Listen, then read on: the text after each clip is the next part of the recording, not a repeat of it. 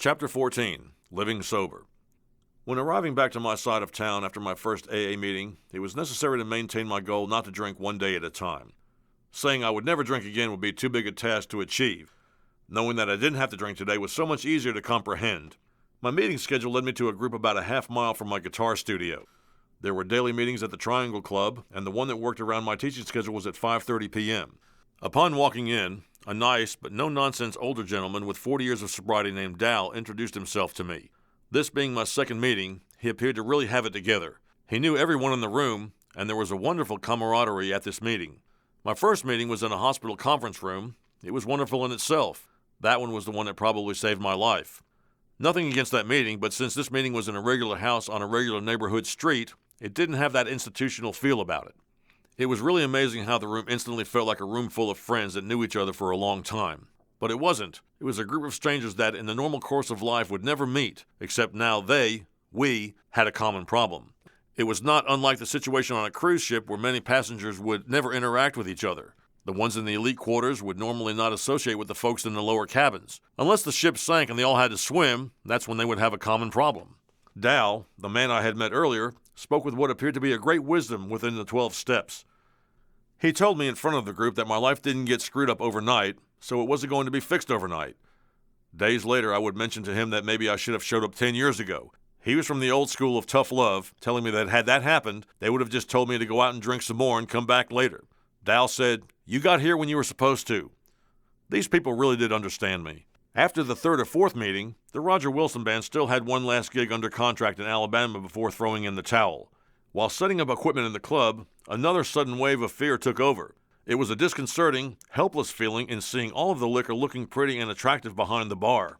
Bars were a place I'd been working in for years, but all of a sudden, it was a scary place to be. Heading straight to a payphone and calling Dal to tell him of my fear, he said for me to do my gigs and get back home to a meeting immediately. After only 2 weeks sober, that was a great safe feeling of having someone like Dal in my corner. Picking up a 30-day chip would be nothing short of a miracle. To this day, I can still feel that 30-day red chip in my hand.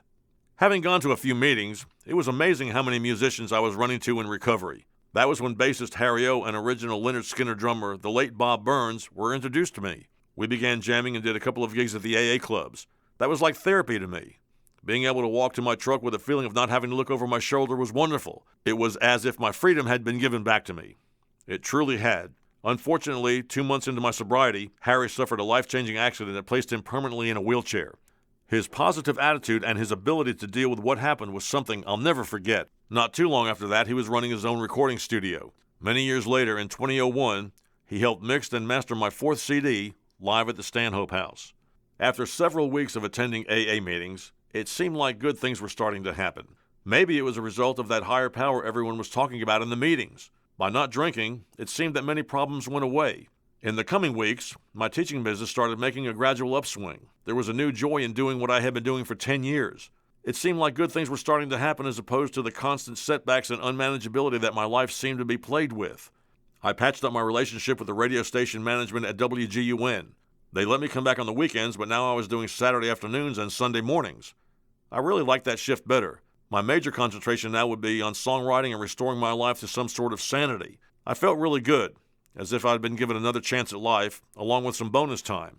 Soon, more freelance radio opportunities started surfacing. 50,000-watt radio station WYNX in Smyrna, Georgia gave me a Sunday night shift from 6 p.m. till midnight. Atlanta Talk radio station WGST then offered me an overnight shift on Sunday to Monday.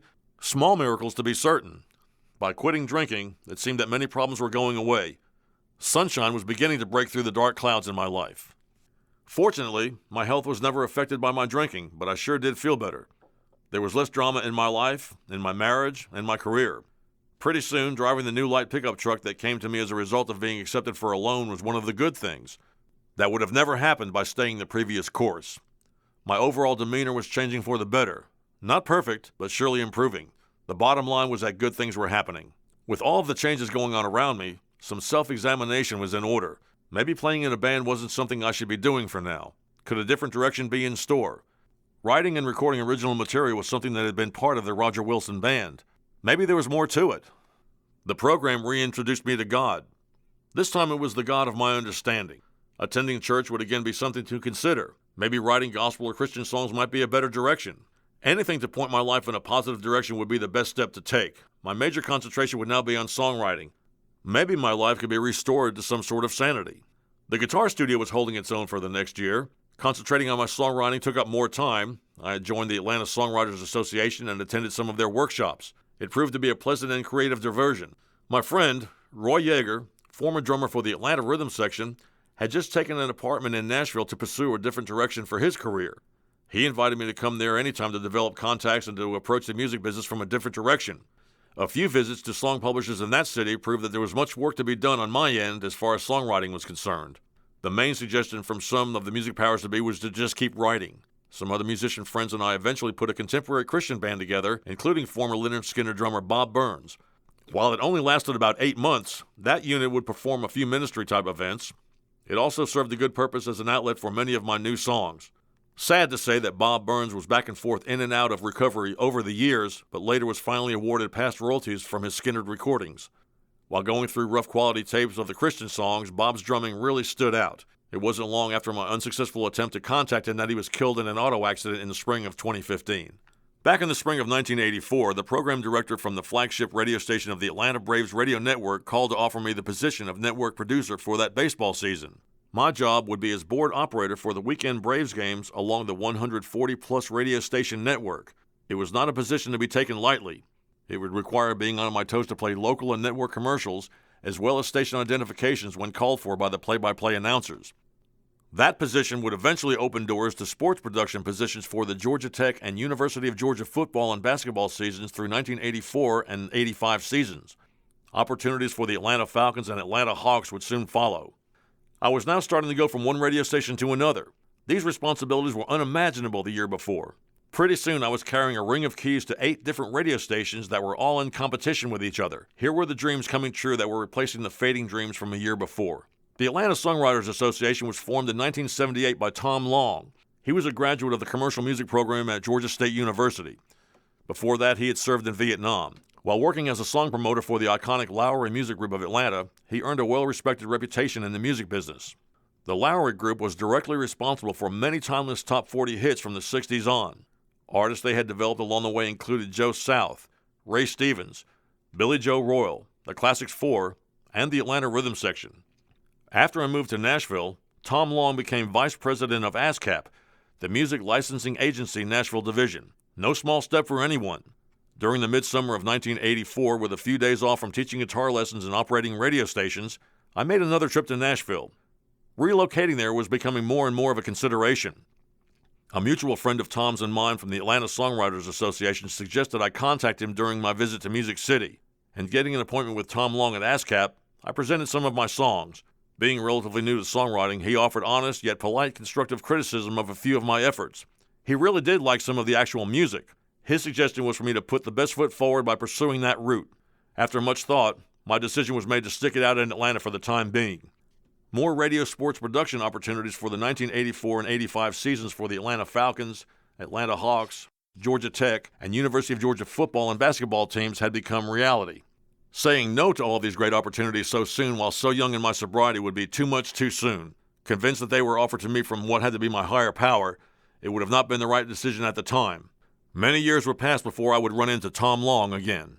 In August of 1984, I picked up my one-year chip at my regular meeting at the Triangle Club in North Atlanta. My life had come full circle. Many good things had been given to me. The best gift of my sobriety was the birth of my son, Roger Jr. He showed up 2 months later in October. By the grace of God, he would never have to experience anything having to do with my drinking, all one day at a time. Of course, there would still be more changes on the horizon. In between the 1984 Nashville visit and the birth of Roger Jr. a few months later, my love of playing my guitar was still there. Teaching was keeping my hands on the instrument, as had the short-lived contemporary Christian band. It was beginning to occur to me that I could probably get back to playing my guitar on a professional performing level again. One Friday night while my wife Ginger and I were out to dinner, the conversation came up about my wanting to play my guitar again. Her response was one of thinking that I would be right back down in the throes of drinking and screwing up my life again. A bad but understandable thought with a baby on the way in a few months. However, it wasn't my expectation of that happening. It wasn't the guitar that made my life a mess. It was the alcohol. Why blame it on the guitar? The guitar doesn't cause the problem. All it does is lie around in the case until someone picks it up to play it. Plus, I told her we could use the money. In rounding up a couple of musicians over the next few weeks, in late August of 1984, I put a little trio together and called it Roger Wilson and the Low Overhead Band. Former Lynyrd Skynyrd band member Bob Burns joined me on drums. The idea was to just take it into small joints for just enough money to make it worthwhile for us, as well as go easy on the club owner's budget. Of course, club owners are never happy, no matter how big a break you give them. They still always want to pay you less, but expect more from you.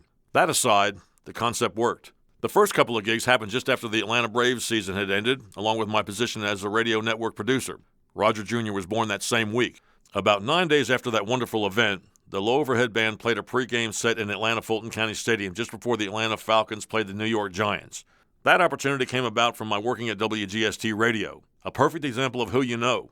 We did some weekend gigs over the next few months and in turn stumbled upon a regular Sunday night gig at the Wooden Nickel Pub in Tucker, Georgia. That gig lasted for nearly 3 years. So with all of the radio work, running the guitar studio, and being a new dad, my cup definitely runneth over. In 1985, after 12 years in business, the Roger Wilson Guitar Studio was losing steam. There had been plenty of hard knocks and life lessons learned along the way. Now married with a 1-year-old son, still teaching guitar lessons, working part-time in radio, and playing in a band, it was time to man up. I had literally grown up running my own operation from age 20 to 32. That was practically a third of my life. Although the guitar studio had been successful, I was still trying to recuperate from my 20s. Having been clean and sober since 1983, drinking was one less issue to deal with. Fortunately, my health was good, but burnout was setting in. It seemed I had given so much out for so many years through teaching that I hadn't much left to give. Leaving work in the evening would find me sitting in my truck for several minutes trying to figure out which direction to drive. Upon locking up the studio just before the Memorial Day holiday in 1985, there would be no reason to return for 4 days. It would be a well-needed respite, or so I thought. The next morning, an Atlanta police officer called me at home informing me that my studio had been burglarized. This was news I didn't need. Now there would be police reports to fill out, detectives to talk to, and inventory to list. Along with all of the aggravation that goes along with that, we can't forget the feeling of also having been personally violated. As horrible as that experience was, a positive side was revealing itself. Again, one door was closing and another one was opening. This was an opportunity to make an escape. Coincidentally, a call came in from Metro Traffic Control offering me a position as an on-air radio traffic reporter. It didn't take long for me to make a decision, collect what little insurance money there was, and immediately close the brick-and-mortar location of the Roger Wilson Guitar Studio. Any remaining insurance money, along with a meager savings account, would be used as a down payment on my house. The next week found me reporting traffic on the radio. Things were once again changing fast.